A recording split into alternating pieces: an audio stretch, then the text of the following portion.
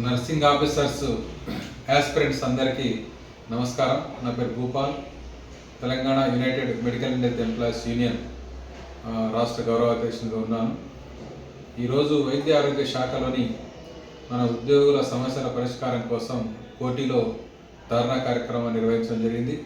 ఇందులో ప్రధానమైన demand nursing ఆఫీసర్లకు సంబంధించి వెరిఫికేషన్ పూర్తయింది కాబట్టి 2322 పోస్టులకు సంబంధించి ఫైనల్ సెలక్షన్ లిస్ట్ ఇవ్వాలని చెప్పేసి ప్రధానంగా డిమాండ్ పెట్టాము.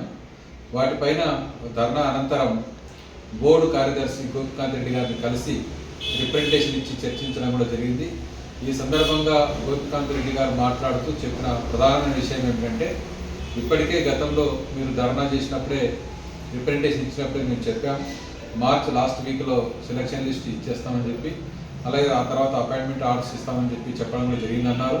అలాగే నోటీస్ బోర్డులో కూడా పెట్టామని చెప్పేసి కూడా చెప్పారు. ఈ విషయమై సమయం దగ్గర పడుతుంది కాబట్టి మళ్ళీ మీకు గుర్తు చేయడం కోసం మేము ఈరోజు ధర్నా కార్యక్రమం కూడా చేస్తున్నాం, త్వరగా చేయమని చెప్పేసి మనం విజ్ఞప్తి చేశాం.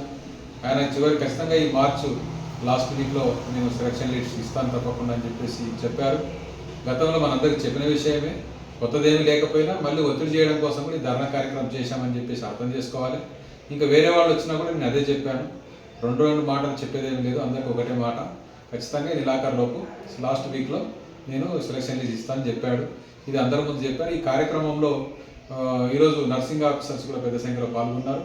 ప్రధానంగా సుష్మా, అలాగే ఇతర సురేష్ మిత్రులు చాలామంది కూడా వచ్చి ఉన్నారు. వారందరి సమక్షంలో వాళ్ళు కూడా ఈ కార్యక్రమంలో పాల్గొన్నారు. అందుకే ఈ మార్చ్ లాస్ట్ వీక్లో నర్సింగ్ ఆఫీసర్ సెలక్షన్ లిస్ట్ వస్తుందని చెప్పి అన్నారు కాబట్టి ఇచ్చిన మాటని ప్రభుత్వం నిలబెట్టుకోవాలని చెప్పేసి Gopikanth Reddy sir board secretary ఖచ్చితంగా మాట మీద హామీ ప్రకారంగా అందరికి సెలక్షన్ లిస్ట్ ఇచ్చి వెంటనే అపాయింట్మెంట్ ఆర్డర్స్ కూడా ఇవ్వాలని చెప్పే సందర్భంగా నేను ప్రభుత్వాన్ని కోరుతున్నాను. అలాగే ఈరోజు ధర్నా కార్యక్రమంలో పాల్గొన్నటువంటి వాళ్ళకందరికీ ప్రత్యేకంగా ధన్యవాదాలు తెలియజేస్తున్నాను.